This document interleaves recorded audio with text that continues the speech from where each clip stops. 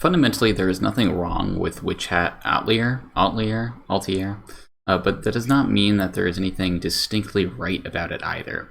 Every artistic decision is chosen because it comes from convention. But surprisingly, the only convention that it doesn't break is that it's not an isekai, which strangely, it might actually be worse off due to this. In the first half of the first episode, it's dedicated towards why Coco, our main character, cares about magic. She receives a magic book and a wand from a festival while walking home. The stones glowed underneath her feet. We are then told that magic is something innate and completely inaccessible to the layman of the universe. In this image here, the mother character and her are both the layman, and the witch is on our left. Obviously, this isn't true just from the fact that it's a TV show, but it's a first episode and we're getting introduced. So, for the sake of dramatic irony, this is completely excusable for why Coco is not a witch yet. And so, while working for her mother as a clothing maker, a witch visits, fixes a Pegasus carriage, but unbeknownst to that witch, while he is fixing that carriage, Coco witnesses what magic actually is, and learns that it's not incantations, but rather it's drawing circles on paper with magic ink. Upon wishing the visiting witch safe travels, Coco tells her mother how great it is to live in the clothing store, and she'd never abandon her after the father died, etc., etc. And it's the only thing keeping her from being alone in the world and tethered towards this very distinct reality and world. All this to say that, of course, the mother is going to die in 5 minutes. Once again, it's very classic hero's journey.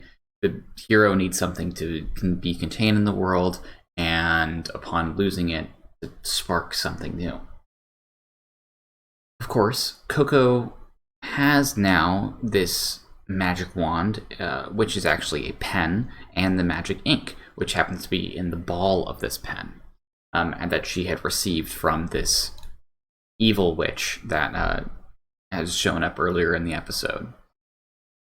I'm not going to do photos for this whole thing. I tried, and it just takes way more effort. You're going to get it from the script of this anyway. So, Coco then starts going through this magic book, which is filled with spells and incantations, or not incantations, but it's filled with magic circles and how to draw them in order to create these beautiful spells and all this magic that she's completely obsessed with. She accidentally draws one particular spell that happens to be an evil or forbidden spell, and it completely captures her home. It freezes her mother and summons, I guess, this ice phantasm. Upon casting the spell, the witch from earlier returns, saves her, and then announces to her that she can come join her Little Witch Academia. I mean, her, like, Hogwarts, her Atelier, whatever. And the only chance that they have to save her mom is by this research into whatever type of witch this is, the brimmed hats, which is later it's called. And that in order to have her memory not erased, then she has to come and continue learning magic. The memory erasing part is how they keep the layman from learning that magic is circles and not words. Now, I only lay out the beginning of this episode in order to say that every rule of this series exists solely in order to set up this opening episode, and not necessarily to make an interesting world. This may not be totally horrific of a setup. After all, Fullmetal Alchemist, Futurama, plenty of shows do the exact same thing. I mean, the entirety of Isekai, aside from the fact that it's about being reborn, is fundamentally about going into an alien world after thinking that you have a relatively meaningless existence prior to that. The thing is, the protagonist is fully aware of the existence of magic, and is in fact the entire premise of the series is how obsessed Coco is with magic. However, this causes a strange disconnect, because you somehow need your character to be entirely fascinated with magic, yet be a fish out of water, and she has to know that it comes from something in her childhood, and she needs something to connect her to it, i.e. the brimmed hats, this character that's on screen right now. And so therein lies the issue, is that magic needs to be a forbidden piece of knowledge that is completely hidden from society, that she must be able to gain access to, while simultaneously she has to know of its existence in order to make her want to continue on this journey. Now, Fullmetal Alchemist, the way they get around this is alchemy is out there, but the actual bit of forbidden alchemy is the human transmission, which serves as the line of logic and the main motivator throughout the entirety of the series. The issue is, Fullmetal Alchemist makes it's the distinct point of why we're being motivated, because of, why is this particular part of alchemy banned, and it continues along this journey of everyone discovering it. Whereas in Little Witch Hat, the entirety of everyone around us is participating in this secret society, the secret art of being a witch and drawing these circles. And only are there these hidden rules within the world of witches that are deemed forbidden and only reserved to the inner circle.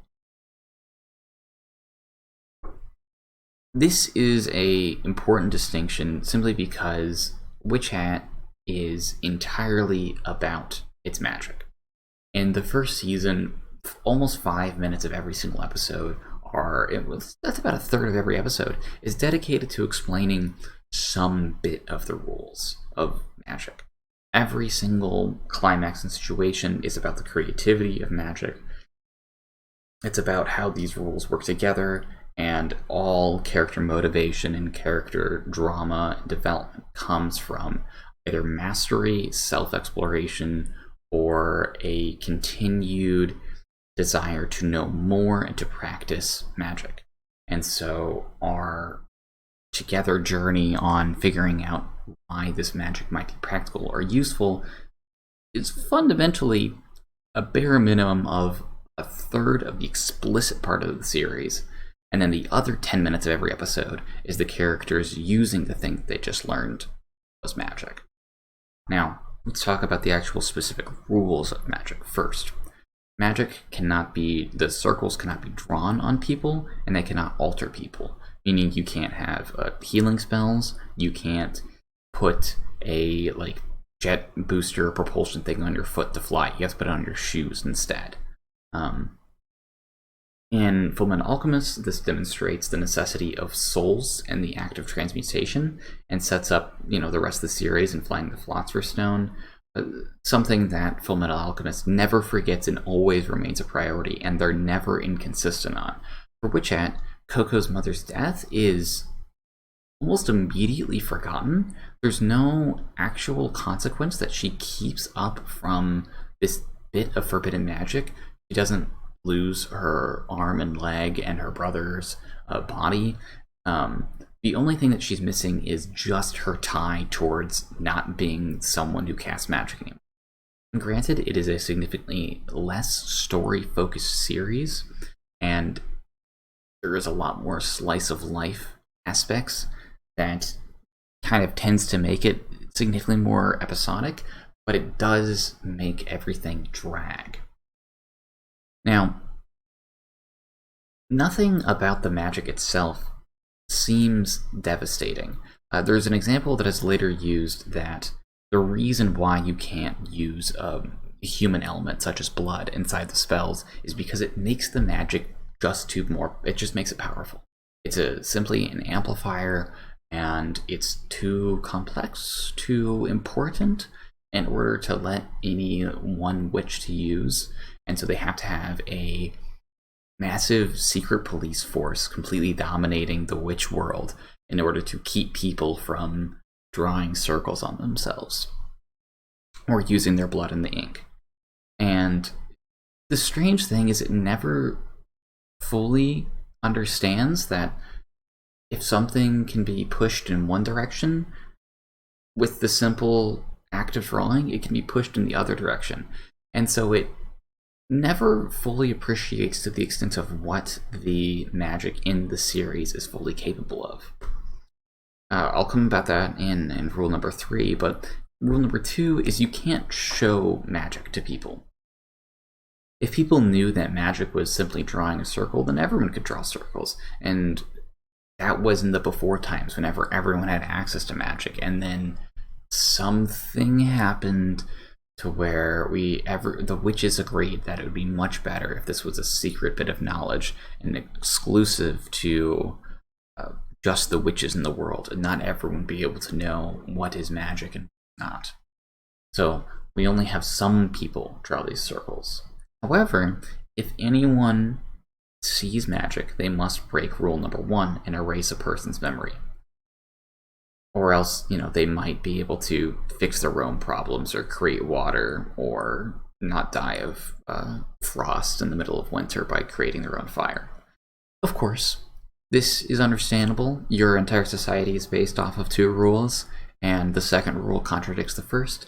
That is explained in the series by saying, no, actually, we're allowed to erase people's memories because then you would know what magic is. Now, of course, this rule only exists so that Coco can be obsessed with magic and not have a way of practicing it until later. She is fully ousted from her home, or else this beginning process, the hero's journey, just so fully doesn't function. Now, the third rule is simply that spells just can't be too powerful. There is a moment where Coco casts a spell and accidentally makes it too powerful. Instead of destroying a boulder, she creates a valley into sand. And so these types of spells must also be locked away by the memory police. It's really important that, like I said earlier, that you just ignore that all these powerful spells for creating something or for destroying something are just simply 2 sides of the same coin. That is very quickly brushed away. It's simply a matter of, if something is deemed too powerful, your memory will be erased for it. This seems like something that is going to be brought up later in the series as to some major controversy, but in the first season it is entirely treated as just, oh yeah, this is the thing you can't do, but you have access to all this other magic as long as it's not too powerful and as long as it doesn't interact with people. So you can have telegrams, but you can't fix someone's broken arm.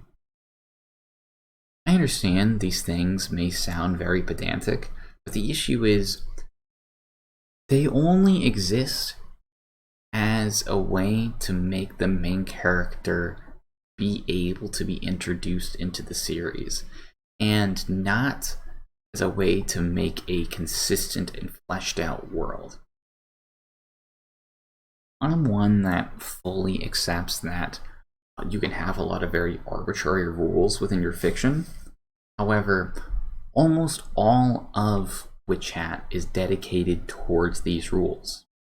And so what you end up with is just this view that the world of Witch Hat is this total nanny state. And then just about every single time you think of a very cool solution how to figure something out, you're told, actually, you can't do that. It's illegal. Which only sets up for our brimmed hat witches, the super bad guys who do it anyway.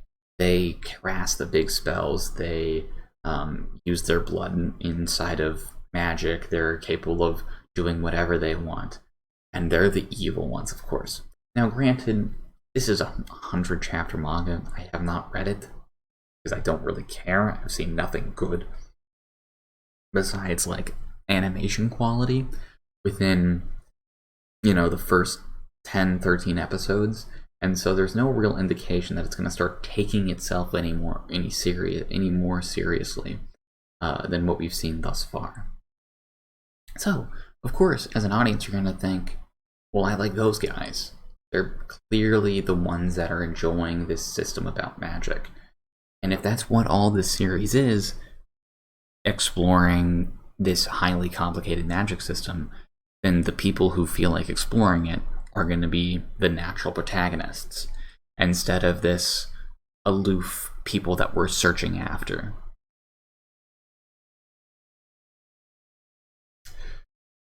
The issue is that there's nothing totally unique in the story that motivates us beyond this want to see magic in every bit of the system that the author has created in order to excel us on this world. And so, again, you really only care about the evil people. There's, I guess, one other minor nitpick that I have with the series before I say that it's a totally okay show, and that's the magic stones that Coco falls in love with magic. So they only light up whenever she walks on them, not her mother. And the mechanisms to light the stones, as we later learn, is that all you need to do is put a certain amount of pressure onto them, and then suddenly they'll light. Now, there's this character later that we learn that he invented these stones, and his name's Ulru. And you have to wonder, why did he make these magic stones? He made them to light up a certain area, and then he puts them in this the middle of a street festival. And for some reason, the only person who's lighting up the stones in the scene is our main character, Coco, and not the mother character. Which is strange because it doesn't follow the internal rules of the series. Is it because she's unique and she's the main character? Why in the world would you have this super revealing magic circles that would blow the cover of your entire secret order of magic in the road of every major city with street festivals? The entire component is in two pieces, like a Lego brick, of a flat bit and a stud underneath it. And all you need to do is connect the two and they glow. And so any amount of force of removing the top of one of the caps would show you that, well, suddenly that's how magic works. And everyone would understand that if you connect these two circles, it casts a spell. And that there's no secret. It's literally just ink and circles. Further, in the first episode, we're to assume that after Coco receives a magic wand book from this witch, that she's either so unbelievably unstudious, lazy, or indifferent about magic that she never once tries to figure out what that magic book that she receives actually does. Now, we see pictures of what's inside the book, and it is entirely circles. I mean, front to back, all it is magic circles. And we're supposed to believe that from like the 10 years that we have of her getting this book in the beginning of the series to her witnessing a witch drawing a circle to fix a Pegasus. I think I have. Yeah, to fix this magic circle right here, which, by the way, they can all see. She never once fiddles with the magic wand that she's given. She never once tries to replicate the things inside of it. She never once tries to understand what is in the book, even though it is entirely filled with magic circles. It's this very strange thing where we're both simultaneously supposed to believe she has always wanted to be a witch, but has met a witch, has received bits of magic, and has never once thought to investigate on her own. Just a very strange way of introducing a series. And frankly, it makes it very hard to get past the first few episodes. And I made a video in 2 on here in the past where if you can't make a good first episode, you can't make a good series. And so, from the standpoint of not wasting someone's time, Witch Hat certainly loves to waste people's time. Anyway, if you want to watch a colorful show with, cute witches doing cute things, casting interesting magic, then I suggest you watch Little Witch Academia. If you want a political thriller on the subjugation of a population through intellectual censorship of magical powers and taboos, I recommend that you watch Fullmetal Alchemist. If you want cute girls doing cute things about magic with no consequence, and you want people on TikTok to think that you're wholesome, then you should watch Witch Hat. If you want to explore a magic system and a weird world of a very thought out cast with a great animation studio, maybe you should watch Mushoku Tensei. But if you really want to watch cute girls do cute things with magic, then maybe you should try out Cardcaptor Sakura.